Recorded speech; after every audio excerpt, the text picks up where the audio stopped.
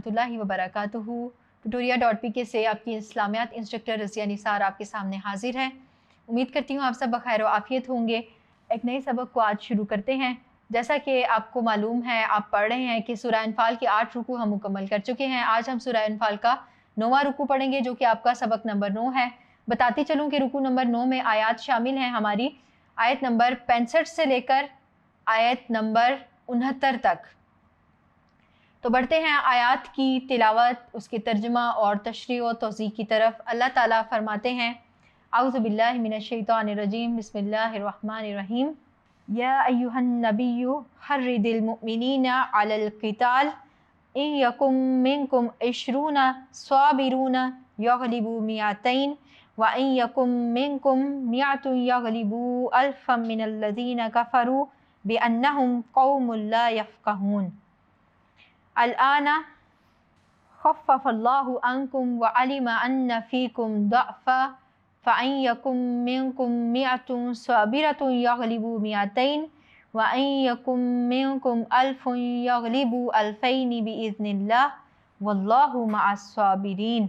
आयत नंबर 65 और 66 का लफ्ज़ी तर्जुमा देखते हैं। या अय्युहा अन्नबिय्यु, नबी सल्लल्लाहु अलैहि वसल्लम, हर्रिद रग़बत दिलाएं, अलमुमिनीना मुमिनों को, अलल क़िताल जिहाद पर, इन अगर, यकुन हो, मिनकुम तुम में से, इशरून 20, साबिरून सब्र करने वाले या साबित कदम, यग़लिबू गालिब रहेंगे, मिअतैन 200 पर, व इन और अगर, यकुन हो, मिनकुम तुम में से, मिअतुन 100, यग़लिबू वो गालिब रहेंगे, अल्फन 1000 पर, मिनल्लज़ीना उन लोगों से जो काफ़रू काफिर हुए, बिअन्नहुम क्योंकि वो, कौमुन ऐसे लोग हैं, ला यफ़क़हून जो समझ नहीं रखते। अल-आना अब, ख़फ़फ़ा तख़फ़ीफ़ कर दी गई, बोझ हल्का कर दिया गया, अल्लाहु अल्लाह ने, अनकुम तुम से, व अलिमा और मालूम कर लिया, अन्ना के, फ़ीकुम तुम में है, ज़अफ़ा कमज़ोरी, फ़इन बस अगर, यकुन हो, मिनकुम तुम में से, मिअतुन 100, साबिरतुन सब्र करने वाले, साबित कदम, यग़लिबू तो वो गालिब रहेंगे, मिअतैन 200 पर, व इन और अगर, यकुन हो, मिनकुम तुम में से, अल्फुन 1000, यग़लिबू गालिब रहेंगे, अल्फ़ैनि 2000 पर, बिइज़्नी साथ हुक्म अल्लाह अल्लाह के, वल्लाहु और अल्लाह माआ साथ है, अस्साबिरीन सब्र करने वालों के। आयत का बामुहावरा तर्जुमा देखते हैं। ए नबी सल्लल्लाहु अलैहि वसल्लम, मुसलमानों को जिहाद की तरगीब दो। अगर तुम में 20 आदमी साबित कदम रहने वाले होंगे तो 200 काफिरों पर गालिब रहेंगे, और अगर 100 ऐसे होंगे तो 1000 पर गालिब रहेंगे, इसलिए कि काफिर ऐसे लोग हैं कि कुछ भी समझ नहीं रखते। अब अल्लाह ने तुम पर से बोझ हल्का कर दिया और मालूम कर लिया कि अभी तुम में किसी कदर कमज़ोरी है, बस अगर तुम में 100 साबित कदम रहने वाले होंगे तो 200 पर गालिब रहेंगे, और अगर 1000 होंगे तो अल्लाह के हुक्म से 2000 पर गालिब रहेंगे, और अल्लाह साबित कदम रहने वालों का मददगार है। बढ़ते हैं आयत 65 और 66 की तशरीह और तौज़ीह की तरफ। चूँकि इन दोनों आयत का मज़मून एक ही है, इसीलिए इन दोनों की तशरीह और तौज़ीह को एक साथ बयान किया जाएगा ताकि रेपिटिशन ना हो। तो जानते हैं कि इन आयत में अल्लाह ताला क्या हदायत दे रहे हैं। अल्लाह ताला रसूलुल्लाह सल्लल्लाहु अलैहि वसल्लम को फरमा रहे हैं कि ए रसूलुल्लाह सल्लल्लाहु अलैहि वसल्लम, आप मोमिनीन को जिहाद की तरफ रग़बत दिलाएं।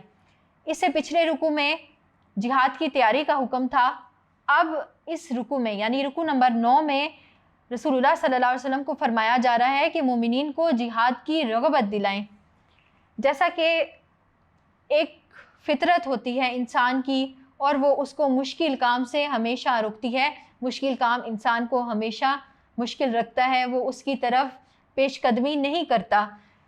तो वहाँ ज़रूरी होता है कि इंसान को उस काम की तरफ रग़बत दिलाई जाए जिसमें उसका फ़ायदा हो। मिसाल के तौर पर جو بچہ ہے وہ پڑھنے سے جی چراتا ہے، لیکن اس کی ماں کو، اس کے استاد کو پتہ ہوتا ہے کہ اس میں اس کا مستقبل ہے، تو وہ اس کو پڑھائی کی طرف رغبت دلاتا ہے۔ ان آیات میں کس طرح سے مسلمانوں کو جہاد کی رغبت دلائی گئی ہے، وہ اس طرح سے ہے کہ اللہ تعالیٰ نے فرمایا کہ اگر 20 مسلمان ہوں گے تو وہ 200 کافروں پر غالب آ جائیں گے، یعنی مسلمانوں کی تعداد اگرچہ قلیل ہوگی لیکن ان کی جو طاقت ہے وہ اگرچہ 20 ہے لیکن وہ اپنی طاقت کے اعتبار سے 200 کافروں کے مقابلے میں ہیں، یعنی 20 مسلمان 200 کافروں کو نیچا دکھا سکتے ہیں، ان کو مغلوب کر سکتے ہیں۔ پھر مزید تاکید کی اور فرمایا کہ اگر 100 مسلمان ہوں گے تو 1000 پر غالب آ جائیں گے۔ یہاں پر اگر ریشو دیکھا جائے تو اللہ تعالیٰ نے وہ اس طرح سے رکھا ہے کہ ایک مسلمان 10 کافروں کے برابر ہے، کیونکہ جو آپ کو آیت میں کہا وہ ہے 20 مسلمان اور 200 کافر۔ پھر آیت کے اگلے حصے میں کہا 100 مسلمان اور 1000 کافر، تو یہاں پر ریشو کیا بنتا ہے 1:10 کا، ایک مسلمان برابر ہے 10 کافروں کی طاقت کے، یعنی کہ لیکن اس کے ساتھ ایک شرط رکھ دی، اور وہ شرط کیا ہے؟ ثابت قدمی اور صبر۔ اگر کسی مومن اور مسلمان میں یہ صفت ہوگی، یہ کوالٹی ہوگی کہ وہ ثابت قدم ہے اور صبر کرنے والا ہے، صرف تب اس ایک مسلمان کی جو طاقت ہے وہ 10 کافروں کی طاقت کے مقابلے میں ہوگی، وہ ایک مسلمان 10 کافروں پر غالب آ سکتا ہے، ان کو مغلوب کر سکتا ہے۔ جیسا کہ ہم نے پچھلی آیات میں بھی پڑھا تھا اور اس کی صراحت بھی کی تھی کہ جب ایک مسلمان ہوتا ہے، ایک مومن ہوتا ہے، تو وہ مطیع اور فرما بردار ہوتا ہے، پھر اس کو جو بھی حکم دیا جاتا ہے وہ کسی نہ کسی طریقے سے اس حکم پر عمل پیرا ہو جاتا ہے، اس کو کر گزرتا ہے۔ تو جب ایک مومن کو جہاد کا حکم ہوا تو 313 تھے، لیکن اپنے سے 3 گنا زیادہ لشکر کو انہوں نے مغلوب کر دیا، کتنے سارے کافر مارے گئے اور کتنے سارے جو ہیں وہ قیدی بنا لیے گئے، اور باقیوں کے دلوں میں بھی ہیبت بیٹھ گئی۔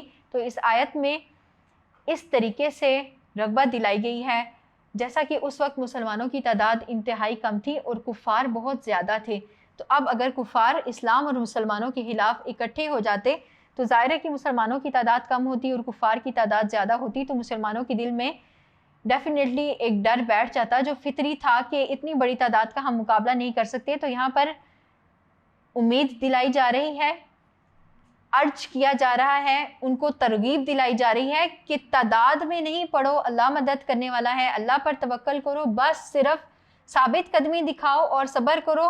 اس کے ساتھ کیا ہوگا کہ ایک مسلمان 10 کافروں کا مقابلہ کر لے گا۔ اس کے ساتھ پھر اگلی آیت میں نا اللہ تعالیٰ نے اس حکم میں تخفیف کر دی، اس میں کمی کر دی۔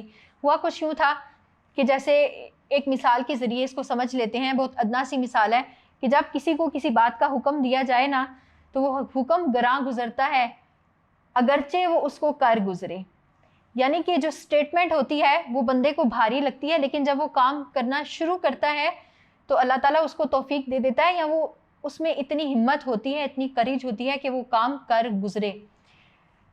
تو بعد کے زمانوں میں ایسا ہوا، جیسا کہ غزوہ بدر میں 313 اور 1000 کا مقابلہ تھا، اسی طرح حضرت عمر کے دور میں ایسی جنگیں ہوئیں جس میں مسلمانوں کی تعداد انتہائی کم تھی اور کافروں کی تعداد انتہائی زیادہ تھی۔ تو وہاں پر یہ 10 والا ریشو بن گیا تھا، یعنی ایک مسلمان نے 10 کافروں کا مقابلہ کیا تھا۔ جیسا کہ ایک روایت میں آتا ہے کہ ایک جنگ ایسی ہوئی تھی جس میں مسلمانوں کی تعداد 80,000 تھی اور کافروں کی تعداد 3 لاکھ تھی۔ تو یہاں پر دیکھیں 80,000 اور 3 لاکھ کس طرح سے اس کا ایک تناسب بنتا ہے۔ تو مسلمانوں میں اللہ تعالیٰ نے وہ ایک خوبی دیکھی تھی جو ایک ایمان کی خوبی ہے کہ ایمان کے ساتھ ایک مسلمان جم کر مقابلہ کرتا ہے، وہ ثابت قدم رہتا ہے اور وہ اللہ پر توکل کرتا ہے اور صبر کے ساتھ مقابلہ کر لیتا ہے، تو وہ ایک جو ہے وہ 10 کا مقابلہ کر لیتا ہے۔ لیکن چونکہ یہ حکم مسلمانوں پر بھاری تھا، ان پر گراں تھا، پھر اس کی ایک وجہ یہ بھی ہے کہ پہلے مسلمانوں کی تعداد کم تھی، پھر اسلام پھیلتا گیا تو مسلمانوں کی تعداد بڑھتی گئی۔ تو اب ایسا ہوا کہ اللہ تعالیٰ نے اس حکم میں تخفیف کرتے ہوئے فرمایا کہ اب ایک مسلمان 2 کافروں کے مقابلے میں کافی ہے. یعنی اب ایک جو ہے وہ 2 کا مقابلہ کر سکتا ہے. یعنی اگر 100 ہوں گے تو وہ 200 کا مقابلہ کر لیں گے, 1000 ہوں گے تو 2000 کا مقابلہ کر لیں گے. اس تخفیف کی وجہ بعض مفسرین نے یہ بھی نقل کی ہے کہ ایسا بھی تھا کہ شروع کے جو اسلاف تھے, جو صحابہ کرام تھے, جو تابعین تھے, وہ بہت بلند حوصلہ تھے, ان کا توکل بھی زیادہ تھا, ان کی بصیرت بھی زیادہ تھی, اور اسباب کی کمی کے باوجود وہ غالب آ جاتا تھے اور کافروں کو مغلوب کر دیتے تھے. لیکن بعد کے جو مسلمان ہوئے تو ان میں اخلاقی کمزوریاں پیدا ہو گئی, ان کا توکل بھی کمزور ہو گیا اور ان کی بصیرت بھی کمزور ہو گئی. تو اس کے نتیجے میں پھر اللہ تعالیٰ نے ان کے لیے تخفیف اور کمی کر دی کہ 100 کے مقابلے میں 200 کافی ہیں. یعنی اب ریشو کیا ہے, 1 مسلمان اور 2 کافر. چونکہ جہاد فرض ہے اور وہ تب فرض ہو جاتا ہے, اور میدان جنگ سے بھاگنا بھی جیسا کہ ہم نے پڑھا کہ حرام ہے. سخت عقاب اور وعید آئی ہے میدان جنگ کو چھوڑنے پر, یعنی پیٹھ پھیر کر بھاگنے پر. تو جب اللہ تعالیٰ نے یہ فرمایا کہ 1 مسلمان 10 کا مقابلہ کر سکتا ہے, یعنی مسلمانوں کی فوج اپنے سے 10 گنا بڑے لشکر کا مقابلہ کر سکتی ہے, تو اب ایسے میں جب مسلمان جنگ لڑے ہیں, جب ان پر جنگ مسلط کر دی جائے تو ان پر جہاد لڑنا فرض ہو جاتا ہے اور میدان جنگ سے پیٹھ پھیر کر بھاگ بھی نہیں سکتے. تو بلا شبہ یہ حکم بہت بھاری تھا, اسی لیے اللہ تعالیٰ نے اس میں کمی کر دی. تو اب جو ہے اپنے سے 2 گنا زیادہ بڑی تعداد کے جو کفار کا گروہ ہوگا اس کو مسلمان شکست دے سکتے ہیں, اس کے خلاف جہاد کر سکتے ہیں. اس کے خلاف جہاد کرتے ہوئے پیٹھ پھیر کر بھاگنا ممنوع ہے. ہاں اگر اس سے بھی زیادہ تعداد میں اگر کفار ہوں اور مسلمان ان کا مقابلہ کریں تو ویل اینڈ گڈ, یہ اچھا ہے ان کے لیے. لیکن اگر اس سے کم ہو تو پھر بھاگنا ناجائز ہے, پھر جہاد سے منہ موڑنا ناجائز ہے. امید کرتی ہوں آپ کو ان آیات کی سمجھ آ گئی ہوگی. بڑھتے ہیں اگلی آیات کی طرف.